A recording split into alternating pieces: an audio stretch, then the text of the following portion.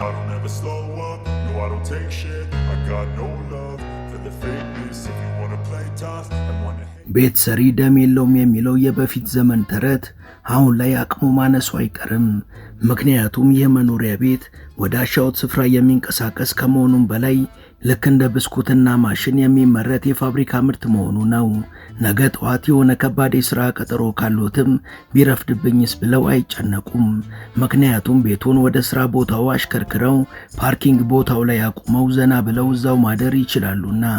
ክፍለ ሀገር መሄድ ካለቦትም የቤቴስ ነገር ብለው ስለ ደህንነቱ ስጋት አይገባውትም። ምክንያቱም መኖሪያ ቤቱን እያሽከረከሩ ክፍለ ሀገር ድረስ መሄድ ይችላሉና። ሳሎን፣ መኝታ ቤት፣ ኪችን ከነ ካቢኔቱና ባዝሩምን ጨምሮ በረንዳና ያማረ ደረጃንም አካቷል። ለዘመናዊ መኖሪያነት ከዚህ ቤት የተሻለ ለሁሉም ነገር አዋጭ የሆነ ቤት የለም የሚለውም የበርካቶች እምነት ሆኗል። ለመሆኑ ይህ ብዙ የተባለለት መኖሪያ ቤት ምን ይመስላል? በምንስ መልኩ ነው የተሰራው? የውስጥ ክፍሎቹስ ምን ይመስላሉ? Interior of this motorhome is stunning. In fact, Denbel uses an interior design firm that specializes in yacht design and their eye for beautiful finishes, wood-clad details. ሰላም በመላው ዓለም የምትገኙ ውድ የቻናላችን ቤተሰቦች፣ በዛሬው መሰናዷችን ዓለምን እያነጋገረ ስላለውና በአሁኑ ሰዓት በፋብሪካ እየተመረተ በርካታ ተቀባይነትን ስላገኘው መኪና መኖሪያ ቤትም ሆኖ ስለተሰራው ስለዚህ አስገራሚ ምርት እናወጋችኋለን።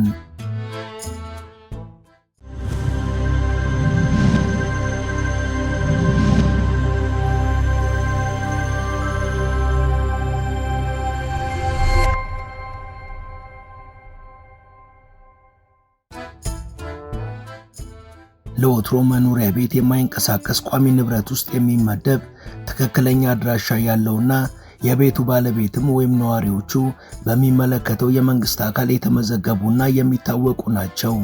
እርግጥ ነው አሁን ባለንበት ዘመን እየረቀቀ በመጣው ቴክኖሎጂ ምክንያት ቤቶች ስማርት መሆን በመቻላቸው የውስጥ ሙቀትና ቅዝቃዜን፣ ብርሃንንና ሌሎች የከባቢ ድባቦችን እንደ ባለቤታቸው ምርጫ የሚስተካከሉ ከመሆኑ በተጨማሪ በውስጣቸው የያዙትን ንብረት ከዘራፊ የመከላከል አቅምም ያላቸው ሆነዋል። ይሁንና የትኛውም አይነት መኖሪያ ቤት አንድም በባለቤቱ የሚገነባ አሊያም ቤቱን ከገነቡ ሰዎች በመግዛት ባለይዞታ የሚኮንበት ነው።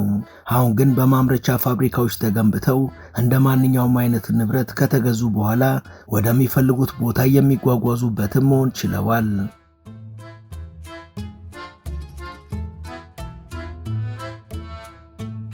እርግጥ ነው በአውሮፓ በአሜሪካና በእስያ ሰዎች በችግር ምክንያት አሮጌ ባሶችን አስተካክለው ለመኖሪያነት እንደሚጠቀሙባቸው ይታወቃል።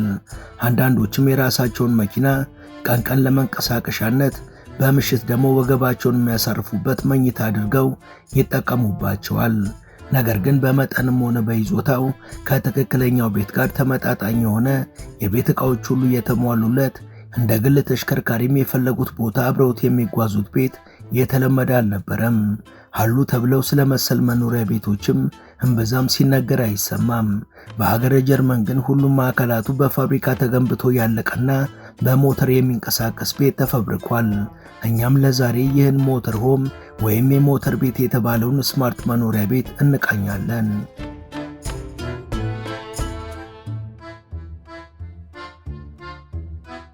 ከሚኖሩበት አካባቢ በግል ጉዳይ ወይም በሥራ ምክንያት ከመንደሮ መራቅ ግድ በሚሉት ጊዜ ሁሌም እንደጠበቁት ምቹና አስተማማኝ ላይሆን ይችላል። የሆቴል መኝታ ምርጫው ካልሆነ ወይ ደግሞ በመኖሪያ አካባቢው የሚረብሽ ጫጫታ አሊያም ከባድ ድምፅ እንቅልፍ ነስቶት እንዲያው ይሄን ሰፈር ለቅቄ ወዴት ልሂድ ብለው አማረው የሚያቁም ከሆነ ይሄ ተንቀሳቃሽ ስማርት ቤት ሐሳቦትን እስከፈለጉት ጥግ ለማሳካት ይረዳውታል። ሰዎች የመኖሪያ አካባቢያቸው በአንድ ቦታ ተወስኖ የመኖሩን እውነታ መገዳደር ከጀመሩም ረዘም ያለ ጊዜያት ተቆጥረዋል። እንዲህ ያለ ሐሳብ ጭንቅላታቸውን የጎበኛቸው ሰዎች አብዛኛውን ጊዜ ተለቅ ያሉ መኪኖቻቸውን ለመኖሪያ ምቹ በሆነ መልኩ አሻሽለው ያስተካክላሉ።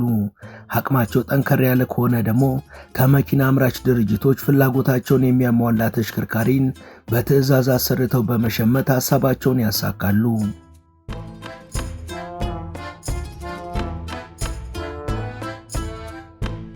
ተሽከርካሪ የሆኑ ተንቀሳቃሽ ቤቶችን አምርቶ ለተጠቃሚ የሚያቀርብ ድርጅት እስካሁን ብዙ አልነበረም። የጀርመኑ ዴምቡል ካምፓኒ ግን ይህን ትርክት በመቀየር ሞተር ሆም ያላቸውን መኪናም ዘናጭ መኖሪያ ቤትም የሆኑ ተሽከርካሪ ቤቶችን ማቅረብ ጀምሯል። ቤቱም ሞተር ሆም የተባለበት ምክንያትም በሞተር ስለሚንቀሳቀስ ብቻ ሳይሆን የቤቱ ውጫዊም ሆነ ውስጣዊ ክፍሉ አውቶማቲክ እና የትኛውንም ክፍል ለመክፈትም ሆነ ለመዝጋት መጎተት ወይም ማንሳት ሳያስፈልግ ቁልፍ መጫን ብቻ በቂ በመሆኑ ነው። ከዚህ ቀደም ልክ እንደዚህ ካምፓኒ ሁሉ አንዳንድ የስፔን እና የአሜሪካ ካምፓኒዎችም መሰል የተሽከርካሪ መኖሪያ ቤቶችን አምርተው አስተዋውቀው የነበረ ቢሆንም በተጠቃሚዎች ዘንድ የነበረው ፍላጎት ግን የቀዘቀዘና እንደ ቢዝነስም አዋጭ ባለመሆኑ የማምረት ሂደታቸውን አቋርጠዋል።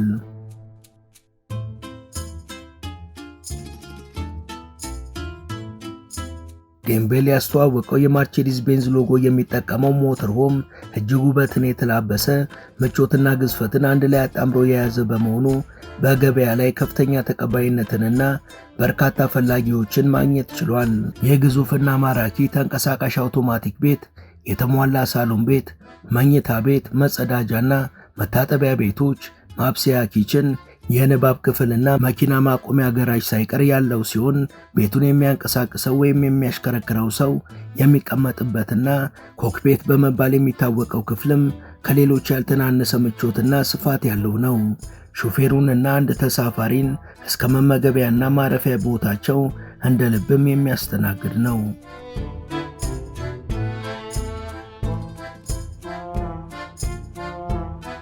ይህ ዘመናዊ ተንቀሳቃሽና በቅንጦት ስፍራዎች ብቻ ሊያገኙት የሚችሉትን ምቾት የሚያጎናጽፈው የተሽከርካሪ መኖሪያ ቤት 12 ሜትር ርዝመትና 2 ሜትር ስፋት ያለው ሲሆን 4 ሜትር ከፍታና 48 ካሬ ስፋት አለው። የቤቱ ጠቅላላ ክብደት 26 ቶን ወይም 26000 ኪሎ ግራም ነው። ይህ የመኪና ውስጥ መኖሪያ ቤት የሜርሴዲስ ቤንዝ ሻንሲና ሰስፔንሽን የተገጠሙለት በመሆኑ ነዋሪው ለደህንነቱ ሳይሰጋ መጓዝ ከመቻሉም በላይ በጉዞ ላይ ውስጡ ያሉ ሰዎች መኪናው እንቅስቃሴ ላይ መሆኑ በፍጹም አይሰማቸውም። ይህ ሞተር ሆም ክብደቱ ከፍተኛ ቢሆንም የነዳጅ ፍጆታው ግን አነስተኛ ነው። ዴምቤል ኩባንያ ያመረተው ይህ መኖሪያ ቤት በ1 ሊትር ነዳጅ 17 ኪሎ ሜትር መጓዝ የሚችል ሲሆን ለቤት ውስጥ የኃይል ፍጆታ የሚያገለግል ድምፅ አልባ ጄኔሬተርና በጣሪያው ላይ የተገጠመ የሶላር ፓናልም ስላለው ነዋሪው የኃይል መቆራረጥ ስጋት እንዳይገባው ያደርጋል።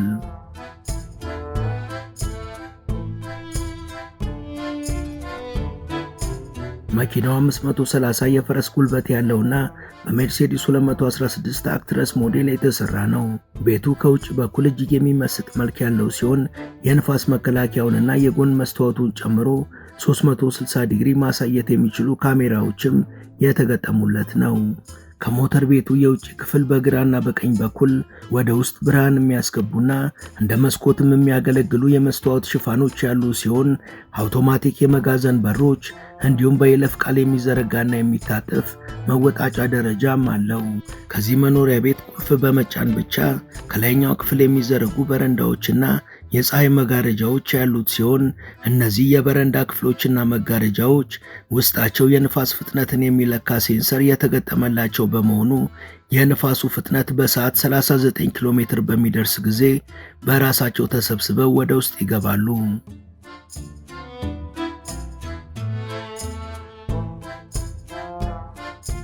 ከቤቱ በኋላ በኩል ደግሞ ወደ መኪና ማቆሚያ ጋራዥ የሚያስገባ አውቶማቲክ በር ያለ ሲሆን የጋራዡ ስፋትም ሆነ ምቾቱ በእጅጉ አስተማማኝ ነው። ጋራዡ ከመኝታ ቤቱ ትይዩ ላይ የሚገኝ በመሆኑ የጋራዡ በር በሚከፈትበት ጊዜ ዝቅ ብሎ የነበረው መኝታ ቤት በራሱ ብድግ በማለት ወደ ጣሪያውን በመጠጋት በቂ ቦታ እንዲኖር ያደርጋል። የዚህ መኖሪያ ቤት ጋራዡን አስገራሚ የሚያደርገው ምቹ የመኪና ማቆሚያ ከመሆኑ ባሻገር ሌሎች አገልግሎቶችንም የሚሰጥ በመሆኑ ነው። በጋራዡ ውስጥ የኤሌክትሪክ መኪና ቻርጅ ለማድረግ በቂ ኃይል ያለው ቻናል ከመሆኑ በተጨማሪ ከጎንና ከጎን ግድግዳው ላይ የልብስ ማጠቢያና ማድረቂያ ማሽንም አለው። ማሽኖቹ በቤቱ ግድግዳ ውስጥ ወደ ውስጥ የሚገቡና የሚወጡ ሲሆን እሱን የሚያዘው ቁልፍን በሚጫኑ ጊዜም ወደ ውጪ ወጥተው አገልግሎትን ይሰጣሉ።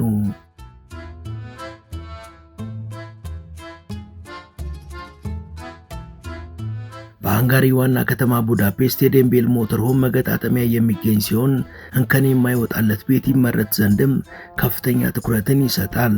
ከቤቱ የውጭው አካል ቀለም ጀምሮ ቤቱ በሚንቀሳቀስበት ጊዜ በየትኛውም አካባቢና የአየር ሁኔታ ውስጥ ነዋሪው የውሃም ሆነ የአየር እንዲሁም ደግሞ እንደ በረዶ ባሉ ሁኔታዎች ስጋትና መስተጓጎል እንዳይገጥመው የሚያደርግ ቴክኖሎጂም የተገጠመለት ነው። ስለዚህ ከቤቱ አናት ላይ በረዶን ለማቅለጥ የሚጠቅም ማሞቂያና የአየር ሁኔታን የሚያስተካክል የአየር ኮንዲሽነርም አለው።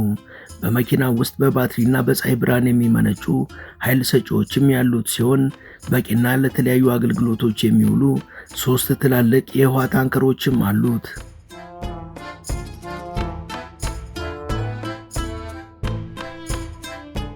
በ7 ድርብ የተቀባው ነጩ የውጭ ቀለሙ ደግሞ ከውበት በተጨማሪ የቤቱ አካላት ላይ የተከመሩ ዘይቶችን በሚገባ ስለሚሸፍን ተንቀሳቃሽ ቤቱን ዘመናዊ እንዲሁም አሪፍ መኪናም እንዲሆን አድርጎታል።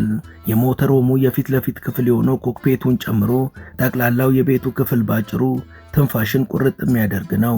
የሞተር ቤቱ የውስጥ ክፍል ኦቨርሉክስ በተባለ የቅንጦት ዲዛይን የተሰራ ሲሆን በዚህ ዲዛይን የሚታወቀውና የቅንጦት ጀልባዎችን በማስጌጥ ገናና የሆነው የጣሊያኑ ዲዛይን ካምፓኒ ያዘጋጀው ነው።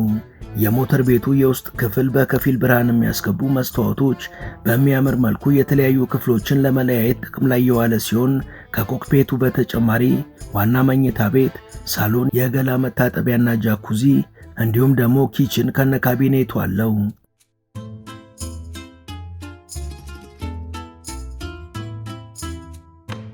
ዋናው መኝታ ክፍል 120 በ120 አልጋና 55 ኢንች ቴሌቪዥን ያለው ሲሆን የራሱ መጸዳጃና ሻወር እንዲሁም አውቶማቲክ ቁምሳጥንም አለው። የቤቱ ወለል በሁሉም ክፍሎች ውስጥ ወጥ በሆነ ሴራሚክ የተሰራ ሲሆን ጣሪያው አየር እንደ ልብ እንዲንቀሳቀስ በሚያደርግ መልኩና ሌሎች የቤቱ ክፍሎችን ለማጠፍና ለመዘርጋት እንዲሁም ከፍና ዝቅ ለማድረግ እንዲመች የ2 ሜትር ከፍታ እንዲኖረው ተደርጓል። የመኝታ ቤቱም ሆነ ሁሉም የቤቱ ክፍሎች እንደ አስፈላጊነታቸው መስፋትና መጥበብ የሚችሉ ተንሸራታቾች ናቸው። ሳሎንና የመመገቢያ ክፍሉም ቢሆን በሶፋ በስማርት ቲቪና በመመገቢያ ጠረጴዛ የተሟላ ከመሆኑ ባሻገር እንዲሰፋና እንዲጠብ ተደርጎ የተሰራ ተንሸራታች በመሆኑ ወደ ማብሰያ ክፍልነትም በቀላሉ ሊቀየር ይችላል።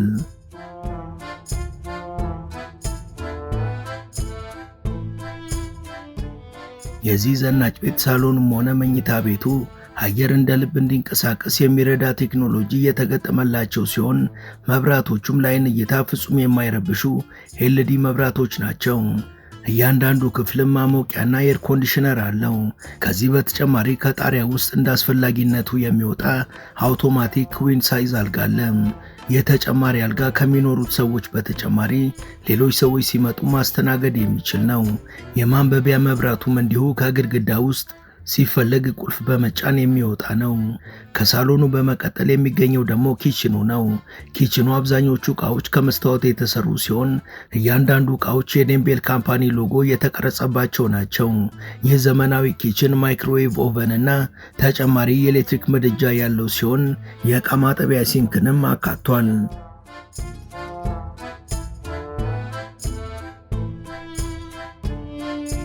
ከሲንኩ በታችም የሚታጠቡ ዕቃዎች ማስቀመጫ ካቢኔት ያለው ሲሆን ከበላዩ ደግሞ ተንሸራታችና አውቶማቲክ የመስታወት መስኮት አለው። ልክ እንደ ሌሎቹ ክፍሎች ኤር ኮንዲሽነርና ማሞቂያም ያለው ሲሆን እያንዳንዱ የዕቃዎቹ ፍሬምም ከአልሙኒየም የተሰሩ ናቸው። መኝታ ቤቱና ሳሎኑን ለመለየት የሚያገለግል ራሚዴል መስታወትም አለ። እንደ ልብ የሚዘረጋና የሚሰበሰበው መጋረጃም እንደ ቁም መስታወት እንዲያገለግል ከሚያስችል ማቴሪያል የተሰራ ነው።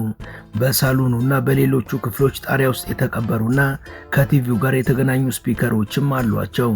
ከኪችኑ ትይዩ በቤቱ የታችኛው ክፍል ደግሞ 250 ኪሎዋት የሚያመነጭ ድምፅ አልባ ጄኔሬተር እና ጠቅላላ የሞተር ሆሙን አሰራር የሚቆጣጠር ሞኒተር ይገኛል።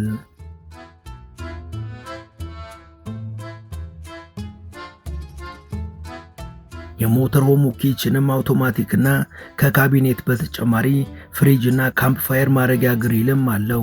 ስለዚህ ባለቤቱ ኪችኑን ውጪ መጠቀም ሲፈልግ ቁልፍ በመጫን ብቻ ኪችኑን ከነንፋሱ ወደ ውጪ እየተንሸራተተ እንዲወጣ በማድረግ መጠቀም ይችላል። የሞተር ቤቱ ዋነኛ መታጠቢያና መጸዳጃ የተሟሉ ሲንኮች፣ ጃኩዚና የመደበኛ ገንዳ ሲንኮች እንዲሁም መግቢያና ፎጣና ልብስ ማስቀመጫ ካቢኔትም አሉት። ሁሉም የመታጠቢያ ክፍሉ አካላት ከንጹህ ሴራሚክ የተሰሩና በኤልዲ መብራት ያሸበረቁ ናቸው። ከባዙሩሙ አልፈው ወደ ኮክፔቱ ሲገቡ የቤቱ አስተማማኝነት ሚስጥሩ ምን እንደሆነ ይገለጽሎታል። የኮክፔቱ ጠቅላላ ክፍሎች እጅግ ውብና ምቹ ከመሆናቸው የተነሳ ሊሞዚን ውስጥ ያሉ እንጂ ሞተርሆም ውስጥ ያሉ በፍጹም አይመስልም።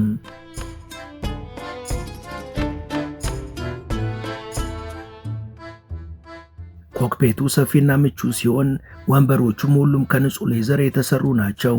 በኮክፔቱ በሚገኘው በአሽከርካሪዎች ወንበር ላይ ሲቀመጡ የመኪናው ከፍታ የሚያጎናጽፈው የእይታ አድማስ ያለ አንዳች ስጋትና አደጋ እንዲያሽከረክሩ ይረዳል።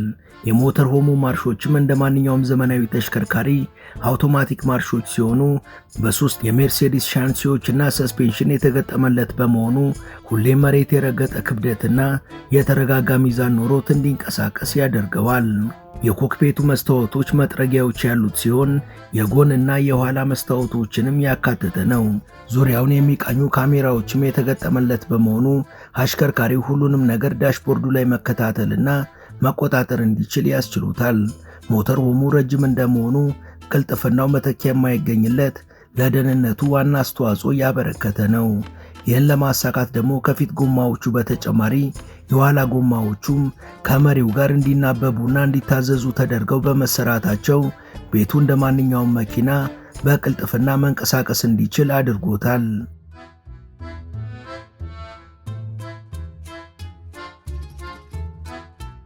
ውድ የቻናላችን ቤተሰቦች ለዛሬ ያሰናዳንላችሁ ይህን ይመስል ነበር። እስከ ዝግጅታችን ፍጻሜ አብራችሁን ስለነበራችሁ ከልብ እናመሰግናለን። በቀጣይ ቢሰሩ የምትሏቸውን ርዕሰ ጉዳዮች ብትጠቁሙን ደስ ብሎን እንቀበላችኋለን። ቻናላችንን ሰብስክራይብ እና ላይክ ማድረግ አትርሱ እያልን ለዛሬ በዚሁ ተሰናበትን። መልካም ጊዜ።